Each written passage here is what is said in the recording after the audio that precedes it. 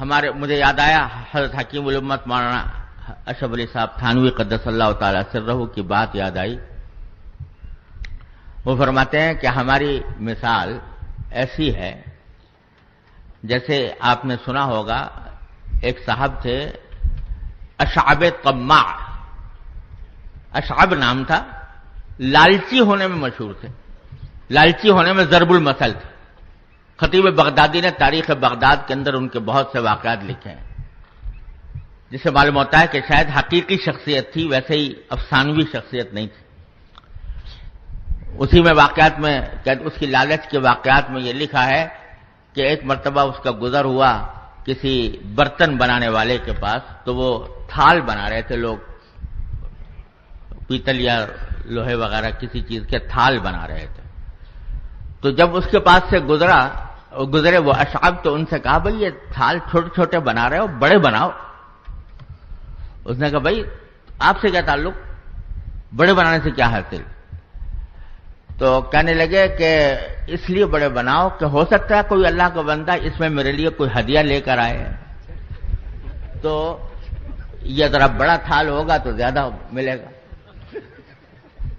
تو اس لحاظ سے ان کو طماع کہا جاتا ہے، یعنی لالچی. تو انہی کا ایک قصہ یہ مشہور ہے، اور انہوں نے بھی خطیب بغدادی نے بھی لکھا ہے تاریخ بغداد میں کہ ایک مرتبہ بچے کچھ کھیل رہے تھے کہیں، تو ان سے جا کر کہا کہ ارے تم یہاں کھیل رہے ہو، دیکھو وہاں پر مٹھائی بٹ رہی ہے، وہاں جاؤ.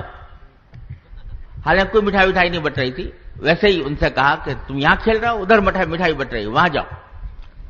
بچوں نے سنا مٹھائی بٹ رہی تو بھاگ پڑے اس طرف. جب بھاگ پڑے تو خود بھی بھاگنے لگے ان کے پیچھے. لوگوں نے پوچھا بھائی تم نے تو خود دھوکہ دیا ان کو اور پھر خود ہی بھاگ رہے ہو. کہنے لگے جب اتنی ساری مخلوق بھاگی جا رہی ہے تو کوئی نہ کوئی شاید بٹ رہی ہو مٹھائی. اتنی ساری مخلوق بھاگی جا رہی ہے تو میں احتمال ہے کہ یہ بلا وجہ تو نہیں بھاگ رہے ہوں گے، لہذا میں بھی اسی کے پیچھے بھاگ رہا ہوں. تو حضرت حکیم الامت مولانا تھانوی رحمۃ اللہ علیہ فرماتے ہیں کہ ہم لوگ بعض اوقات اشعب طماع بن جاتے ہیں، یعنی لوگوں کو دھوکہ دیا اپنے کسی ظاہری عمل سے، کسی بات سے لوگوں کو دھوکہ دیا. لوگ سمجھنے لگے بڑے متقی ہیں، بڑے عالم ہیں، بڑے علامہ ہیں. اور جب لوگ تعریف کرنے لگے تو کہا کہ بھئی یہ ساری مخلوق جو تعریف کر رہی ہے تو پھر کچھ نہ کچھ تو ہوگا میرے اندر ضرور، جس کی وجہ سے یہ اتنی ساری مخلوق میری طرف رجوع کر رہی ہے. تو اس دھوکے میں آدمی بعض اوقات مبتلا ہو جاتا ہے. اور اسی لیے نبی کریم سرور دو عالم صلی اللہ علیہ وسلم نے فرمایا کہ احسوا فی وجوہ المداحین التراب، کہ منہ پر تعریف کرنا اس کو پسند نہیں کیا نبی کریم سرور دو عالم صلی اللہ علیہ وسلم نے. اور اس کی وجہ یہ ہے کہ جس آدمی کی تعریف کی جا رہی ہے وہ بھی بشر ہے، انسان ہے، تو وہ اس اشعب طماع کی طرح دھوکے میں پڑ جاتا ہے اور اس کی وجہ سے عجب اور کبر میں مبتلا ہو جاتا ہے. اللہ تعالی ہم سب کو اس سے محفوظ رکھے.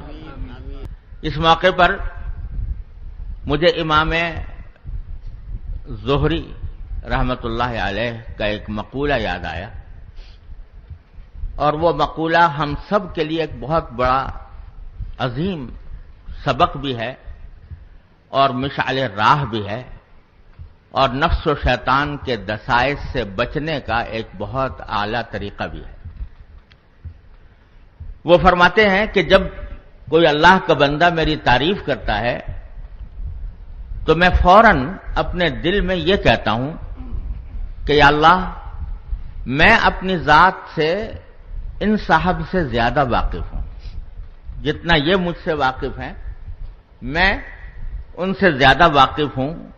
یعنی اپنے عیوب کو بھی میں جانتا ہوں، ان حضرات کے سامنے تو عیوب آئے نہیں، میں اپنے عیوب سے بھی واقف ہوں. تو میں اپنے آپ سے ان سے زیادہ واقف ہوں، اور اے اللہ آپ مجھ سے زیادہ واقف ہیں. تو اے اللہ مجھے ان حضرات نے جو حسن ظن قائم فرمایا ہے اس کی وجہ سے مجھے کسی دھوکے میں پڑنے سے بچائیے. مجھے اس بات سے محفوظ رکھیے کہ میں ان حضرات کے حسن ظن کے اظہار کی بنا پر میں کسی دھوکے میں پڑ جاؤں اور عجب میں مبتلا ہو جاؤں، کبر میں مبتلا ہو جاؤں، اے اللہ مجھے اس سے محفوظ رکھیے۔ عظیم سبق دیا، ہم سب کو یہ واقعہ پیش آتا ہے، تقریر ہو یا تحریر ہو، وعظ ہو یا خطابت ہو، جب آدمی اس سے فارغ ہوتا ہے تو بسا اوقات لوگ اس کی تعریفیں کرتے ہیں، آپ نے بہت اچھا بیان کیا، آپ نے بہت اچھی کتاب لکھی، آپ نے بہت اچھا مقالہ لکھا۔ تو یہ چیز بعض اوقات ہمارے اندر عجب پیدا کر دیتی ہے اور اس کے نتیجے میں آدمی دھوکے میں پڑ جاتا ہے۔